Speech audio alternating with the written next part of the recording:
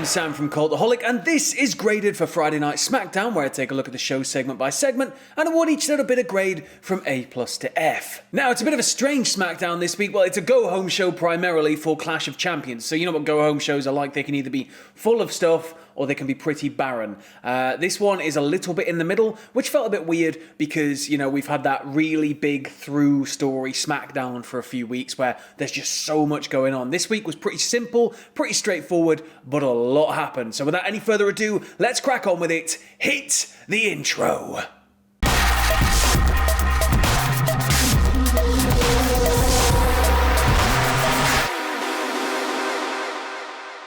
So we're kicking things off tonight with something called the Intercontinental Championship Ascension ceremony. So out come all three competitors in the IC triple threat match at Clash of Champions, and we've also got Corey Graves there, who's sort of mediating this little sit down they're all having. Both belts are to be suspended above the ring while Jeff and Sami go one-on-one tonight in a singles bout. There's some back and forth with each man staking their claim, but interestingly both Jeff and AJ think Sami does not deserve to be in the match. The belts are then suspended above the ring, and Sami sees this as an opportunity to jump the pair of them, so he attacks Jeff, he attacks AJ, and he peels his way out of the ring. He gets halfway up the ramp and he's stopped by Adam Pearce, who comes out and he's like, you know what, sick of all of this, we're going to add AJ to your singles match with Jeff tonight, we're just gonna make it a triple threat. And boy, do I love when we see pay-per-view matches before the pay-per-view itself. It's a bit hit and miss sometimes, but this one was actually pretty good. AJ and Jeff just continuing that theme on, they sort of dismiss Sami. They just go straight after each other, and Sami, you know, sort of taking advantage of it, just steps out of the situation. Things break down for AJ on the outside, and then in sneaks Sami Zayn, and he sort of fends off both guys for a little bit. AJ brings it to a grinding halt though. He's just working over Zayn's neck. He's choking him on the ropes. He's trying to grind him into the mat. And this is looking pretty bad for Sami until Jeff re-emerges and the match opens right back up. He goes for a swanton only to get knocked to the floor by Sami. Sami then tries to put the heat on, just tries to really bring it for a little bit, but AJ hits this massive dive and it leads to a triple down. When we get back in the ring, Jeff hits Whisper in the wind, Sami hits a haluva kick, and then AJ just comes in with a Pele kick, and again, there's another triple down. And then as quickly as it started, AJ goes for the phenomenal forearm. Sami and Jeff are sort of lined up in a way where he'd be able to connect with them both. Sami ducks, he nails Jeff, and then Sami just grabs AJ from behind, hurls him out of the ring, and steals the victory from AJ Styles. I'm going to give this one a B-. From a match standpoint, it was a nice little taste of things to come. I just didn't know if it really needed this much setup and hype, because I was already really excited for this match, and I feel like we've sort of taken the luster off it a little bit by doing it on SmackDown before the pay-per-view. Shocked at Sami picking up the win here too. I thought he was going to win at Clash. He could still walk out the champion, I guess, but it's not looking good for him right now. We then go to Otis and Tucker backstage, and Otis is asked about the pending lawsuit, but before he can even really respond, up pops Miz and Morrison. Morrison's filming the whole thing on his phone, which is just brilliant, but Miz is essentially like, look, it's sort of our duty to get this off you. You can't have the case, you've not used it, it's just going to go to waste, the fans deserve better. Otis then tells him, you know what, if you want it, we're not doing a lawsuit, if you want it, you can come and take it from me. And then Tucky, who's been reading through all of the legal papers this entire time, just looks up, he's like, hang on, because like Otis is about to go full bore, like attack them. He's like, hang on, Miz, why is your name the only name on this legal document? And Morrison just slowly turns to Miz like, what? And then Otis just attacks them. Next up, we have Bayley on the stage. She comes out and she runs down Sasha Banks just that little bit more, but that's not why she's here this week. She says that she admires Nikki Cross, but after the things that Nikki said last week, she should be pretty worried because, you know, everybody saw what Bayley did to Sasha the other week, and who's to stop that happening again tomorrow night? This was nice and short, perfectly delivered, and it gets a lovely B+. Next up, we have Nakamura, accompanied by Cesaro, taking on Gran Metalik, accompanied by Kalisto and Lince Dorado. So Nakamura starts this by trying to lock Metalik down. If you don't let him fly, then he can't hurt you if his offense is all flying based. Smart man. He's quickly hurled to the outside, but back in the ring, Metalik tries to take charge, only to get his face just repeatedly stomped into a turnbuckle. It then just seems to go back and forth for a little bit, Nakamura trying to lock him down, Metalik escaping, lock him down, escaping, until Metalik hits this mammoth tope. So he establishes this tiny little bit of space here, but slowly it's taken from him bit by bit as Nakamura continues to grind him down. And then it's not shortly after this that Nakamura hits a running knee to the back of the head, and then all that was left was the Exploder Suplex, the Kinshasa, and the pin. Post-bell, Lindsay tries to get in to check on Metalik, but Cesaro, who's also just gotten into the ring, just wipes him out. And then they walk out, but they walk past Kalisto, and Kalisto just will not get in the ring until they've left. Like, Kalisto doesn't want to get hurt over, something he doesn't have to get hurt for. He then gets in the ring and he goes to help Metalik, and then there's another disagreement, and this ends with Lindsay just shoving him to the floor. Kalisto can't believe it, and then Lindsay helps Metalik out of the ring and accompanies him to the back. I'm going to give this one a B-, and again, it was short, it was sweet, it was everything that we needed it to be here. We got a little bit more teasing of that absolute tearing apart of the Lucha House Party, and personally, I think if we're going to be doing pay-per-view matches pre-pay-per-view, like we are sort of on tonight's show, this is how they should be. They should just be sort of little tasters, just tiny little tasters. Just a quick aside, there is an unreal promo package here for Roman versus Jay. Go look it up. It is absolutely class. But speaking of Jey Uso, out he comes and he hypes the match for Clash of Champions. It's then shown that Roman is watching backstage with Paul Heyman on a TV. He asks Roman about the look that he gave him at the end of last week's SmackDown. Cuts to Roman, and Roman's not really having any of it. He's not moving, he's not going to come down to the ring, he's not showing his cousin that respect. We then get Paul Heyman, who comes out of Roman's locker room, and he's being sort of shown on the Tron. And he says, well, we will address it. Roman would like to address it, but it's not going to be your choice. Roman will address it when Roman is ready to. It'll be tonight, but, only when he's ready. Next up, we've got Corbin versus Riddle, and this one starts off with a promo from Corbin where he runs down Riddle for that god-awful promo last week where all he said was the word bro. Well done, Corbin. Absolutely agree with you there.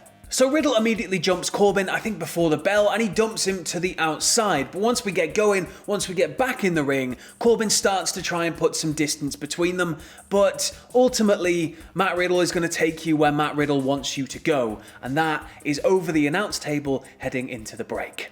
When we come back though, Corbin deadlift bombs Riddle. Riddle's got him in like an armbar and he just lifts him up and absolutely flattens him. He then starts working over Riddle with chokes and strikes to the throat, and he's just targeting the neck. He takes it out of Riddle so badly that he goes back for just like another strike to the face, and Riddle just collapses flat from exhaustion. Riddle then hulks up and starts taking it back to him, and then we've got a super quick segment here, and I'm just going to read it out so I get everything in the correct order.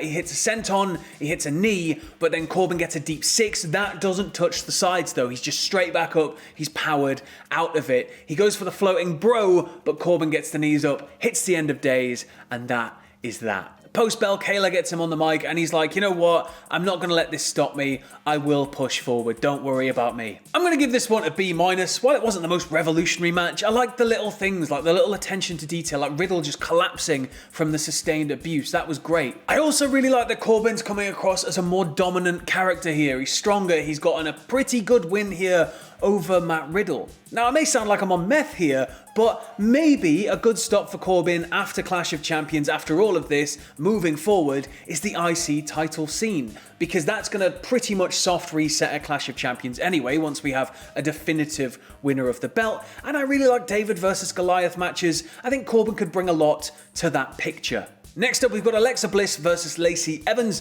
and Lacey straight away just using her natural height and reach advantage to just keep Alexa at bay. She quickly grinds her down, she starts kicking her around the ring in disgust, but then when Alexa does finally get some offense in, the Fiend's laugh can be heard over the PA system. The only problem is that this shocks Alexa. She doesn't know what to do, and Lacey again just capitalizes and takes control. Lacey looking really dominant in this matchup. Alexa fights back to her feet, but again, Lacey just hulks up, sends her to the floor. It's quite clear, Alexa's sort of dazed, her eyes are sort of rolling around, she doesn't know what's happening. It's almost like she's having a bit of a mental break. Then just as things look like they're at their darkest, all of the lights in the arena go red and we hear that screeching sound of the Fiend. And then all of a sudden, Alexa just loses it. She completely changes. She goes fully wild. She just starts wailing on Lacey. She's choking her on the rope and she's pulling and she gets counted past 5. She's disqualified. But yeah, she's proper brutally choking out Lacey. Oh, it was just, yeah, like Alexa just, something changed. So after the DQ, she takes Lacey once again to the outside and hits her with the sister Abigail. She then walks off looking completely deranged, like her pigtails are all just like exploded out. There's like a dread hanging down. She just looks like she's completely like, it's like Jekyll and Hyde. And then here is something really, really interesting. As Alexa is halfway up the ramp, Roman decides it is now time for him to come out and, you know, address the situation with Jay. So his music hits, Alexa's walking up the ramp, and then it looks like she's walked to the back, and the camera pans to the side, and you see Roman, you see Paul, and you see Alexa, and Alexa is just staring a hole in Roman Reigns. Commentary then puts over the fact that this may have something to do with The Fiend and the Universal title, and holy balls, this could be huge, because this is like The Fiend is inhabiting her mind, so if he can do that to other people, he can send an army after Roman to just wear him down, and wear him down, and wear him down, to the point where he can just put his foot on his chest and take the belt. I'm going to give this one an A from the storytelling perspective alone. Alexa not really being able to find her feet against Lacey and then losing her confidence, having what appeared to be like a weird sort of lapse or like a break where she'd almost maybe forgot how to wrestle, and then that sound just flaring her up into this like aggressively vicious, horrible fighter, not a wrestler. She was like fighting Lacey. So yes, as I said, as Alexa is leaving, out comes Roman Reigns. Now is the time for him to address his cousin. Heyman starts up and he's about to go through all of his spiel, and Jay's music just hits, cuts him off, and he comes straight down to the ring, and he looks just a little bit, just a teeny tiny bit miffed. So Roman actually says, you know what, Jay, I would give you this title if I could. I would hand you this title, but you don't understand the pressures and the realities of being Universal Champion. But that's okay, it's not your fault, you just don't understand it. The family, the whole family relies on Roman to be the chief, and Jay will never be the chief. And then Jay starts to get a little bit emotional. He wants to know why, and he's on the verge of tears sort of, as he delivers one of the best lines I've heard come from a WWE ring in many, many a year. So as Roman walks out, Jay goads him, and he says, and I'm just going to read this out so I get it right, he says, oh, there goes the big dog, there goes Roman Reigns, there goes Mr. Main Event, Mr. WrestleMania. You know what they say when they see me? Which one are you? And the venom in that line, man, it was just, you could feel, you can always sort of feel when something's coming from a real place, but this is like something that I guess is a reality for most people that end up in the wrestling business.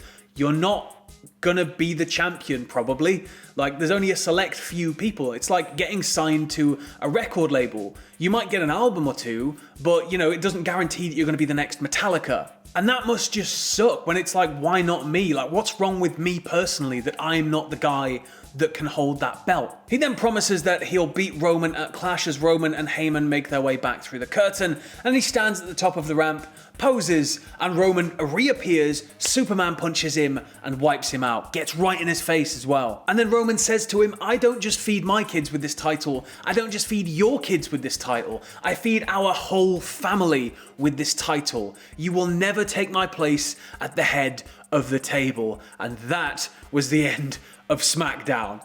Oh, Jesus Christ, lads. A+, well bloody done. Oh, that was the best in-ring promo I've seen for a very, very long time. I'm really invested in this match now. I'm really sold on it. And I just think that Jay, especially Jay, like pouring his heart out here, that just adds more wood to the fire that is going to be his massive babyface run after Roman mows through him brutally at Clash. Roman has also gone over that line now. He's gone as far as attacking his own family member here. So I'd expect whatever's coming tomorrow night is not going to be very comfortable to watch. In terms of an overall grade for SmackDown this week though, you bloody did it, didn't you? You're getting an A-. It did feel nice to actually have a show that wasn't quite as crowded, I'm not going to lie there. Of course, I do enjoy those shows where, you know, we've got a central thread and loads of stories spinning around it. But I don't know, sometimes just peppering in one that's super direct, super simple, and straight to the point just really freshens things up a little bit. We got unbelievable work from Roman and Jay. There's further twists and turns in the Alexa Bliss situation. We've got a hell of an IC match lined up, and Lucha House Party are now closer to the edge than ever, and they're about to break. But anyway, I've been Sam from Cultaholic, and this has been Graded for Friday Night SmackDown. What did you guys think of the show? Let me know in the comments below, and as always, stay safe, and I'll see you soon.